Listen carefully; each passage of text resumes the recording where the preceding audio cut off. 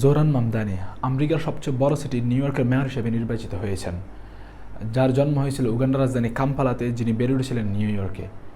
এবং তার মেয়র হিসেবে নির্বাচিত হওয়াটা কেন এত গুরুত্বপূর্ণ এবং কেন এটা মিডিয়াতে এত আলোচনার জন্ম দিয়েছে?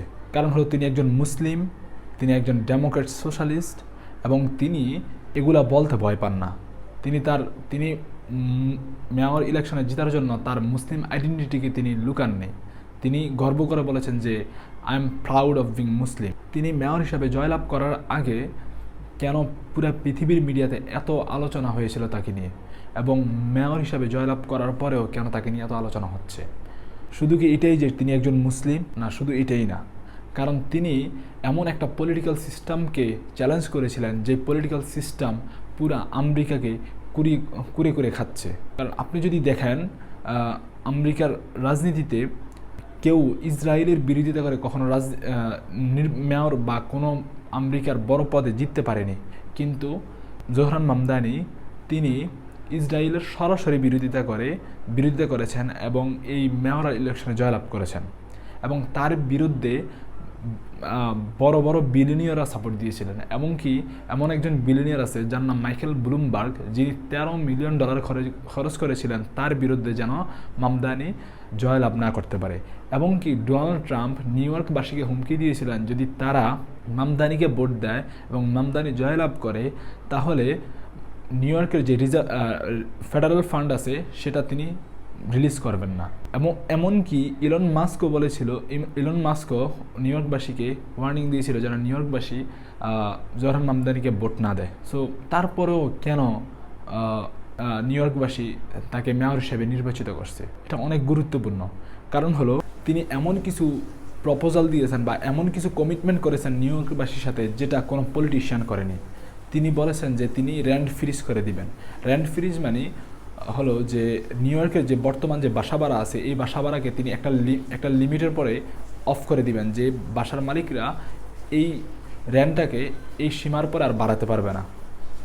আরেকটা হলো যে তিনি বলছেন যে ফ্রি গ্রোসারিজ, যেমন আমাদের দেশে যে সরকাররা ট্রাকে করে যে মাল দেয়, ট্রাকে করে যে যাদের মানে আমাদের যাদের এত বেশি সামর্থ্য নাই বাজার থেকে কেনার, যারা আমরা ট্রাক থেকে মাল নেই, সো এই যে সরকারি যে একটা অনুদান, এই সরকারি অনুদান স্টোর বসাবেন প্রতি এরিয়াতে। এবং তিনি বলছেন যে ইউনিভার্সাল চাইল্ড কেয়ার বলতে এখানে বোঝানো হয়েছে যে তিনি 5 ইয়ার্সের যে ছোটো বাচ্চারা আছে তাদেরকে তিনি ফ্রি হেলথ কেয়ার দিবেন এবং এটার জন্য বাবা মাদেরকে পে করতে হবে না। এবং নিউ ইয়র্কের সবচেয়ে বড় প্রবলেমের মধ্যে এই প্রবলেমগুলো, যদি নিউ ইয়র্কের প্রথম 10টা বা প্রথম 5টা প্রবলেম ধরা হয় তার মধ্যে এই 3টা থাকবেই। সো এরকম প্রবলেমগুলো সলভ আউট করে তিনি যখন জনগণকে প্রতিশ্রুতি দিলেন যে আমি তোমাদেরকে বা আমি আপনাদের জন্য এভাবে কাজ করতে যাচ্ছি, তখন জনগণের অনেক বড় একটা অংশ জোহরান মামদানিকে ভোট দিয়েছেন, যেটা ইউএসের রাজনীতিতে অনেক বড় একটা পরিবর্তন নিয়ে এসেছে। কারণ হলো তাকে জিহাদিস্ট এবং তাকে ইসলামিস্ট এবং এমন কথা বলা হয়েছিল যে জোহরান মামদানি যদি মেয়র হিসেবে নির্বাচিত হয় তাহলে এগেইন 9/11 ঘটতে পারে। সো এত কিছু করার পরেও জোহরান মামদানি মেয়র হিসেবে নির্বাচিত হয়েছেন। তাকে যারা ভোট দিয়েছে তাদের বেশিরভাগ হলো ইয়াং জেনারেশন, যাদের বয়স 19 থেকে 44 বা 19 থেকে 40, তাদের প্রায় 60% 70% ভোট দিয়েছে জোহরান মামদানিকে। ভোটটা অনেক গুরুত্বপূর্ণ ছিল। এটা কেন ইউএসের রাজনীতির জন্য অনেক গুরুত্বপূর্ণ এবং পুরো পৃথিবীর জন্য অনেক গুরুত্বপূর্ণ? কারণ হলো এখান থেকেই পুরো পৃথিবীর রাজনীতি চেঞ্জ হয়, এখান থেকেই পুরো পৃথিবীকে দেখা হয়। তার বিরুদ্ধে যে শুধু বিলিনিয়ার ছিল এটাও না, তার বিরুদ্ধে মিডিয়াও তার বিরুদ্ধে কাজ করেছে। মিডিয়া, বিলিনিয়ার, এরপরে president Donald Trump, Elon Musk, means যত জিনিস আছে, যত মাধ্যম আছে, তারা সব ব্যবহার করেছে মামদানিকে পরাজিত করার জন্য। কিন্তু তারপরও মামদানিকে পরাজিত করতে পারেনি, মামদানি জয়লাভ করেছে। এটা পুরো পৃথিবীর রাজনীতিকে চেঞ্জ করে দিবে।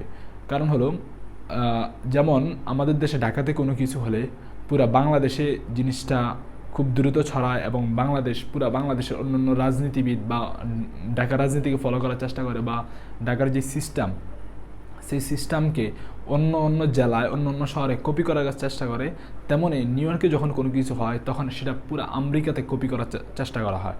কারণ নিউ ইয়র্ক এমন একটা সিটি যেখানে 123 জন বিলিয়নিয়ার বসবাস করে, এমন একটা সিটি যার জিডিপি হলো $2.5 ট্রিলিয়ন, যেটা বাংলাদেশের জিডিপির প্রায় 4-5টার সমান। বাংলাদেশের জিডিপি হলো $4.5 বিলিয়ন বর্তমানে, আর নিউ ইয়র্কের একার জিডিপি হলো $2.5 ট্রিলিয়ন। সো সেই ক্ষেত্রে নিউ ইয়র্ক কত ধনী এবং কত গুরুত্বপূর্ণ একটা শহর এটা সহজে অনুমেয়। এবং এটা পরবর্তীতে শুধু ওয়েস্টার্ন ওয়ার্ল্ড না, পুরা পৃথিবীর রাজনীতিতে একটা বড় ধরনের প্রভাব ফেলতেছে। জিনিসটা হলো এটা যারা ইয়াং রাজনীতিবিদ আছে তাদেরকে দেখিয়ে দিচ্ছে যে আপনি যদি মানুষ যা চায়, মানুষের মনের কথা বলতে পারেন, তাহলে আপনি একজন প্রতিনিধি হিসাবে নির্বাচিত হবেন। এখন আমাদের যেই পলিটিশিয়ান আছে আমাদের দেশের, যারা ইয়াং আছে, তাদের এখান থেকে অনেক বড় একটা লেসন্স আছে। এখন আমাদের ইয়াং জেনারেশন যে পলিটিশিয়ান আছে তারা এই লেসনটা নিবি কি নিবে না, এটা তাদের উপরে নির্ভর করে। Thank you for watching this video.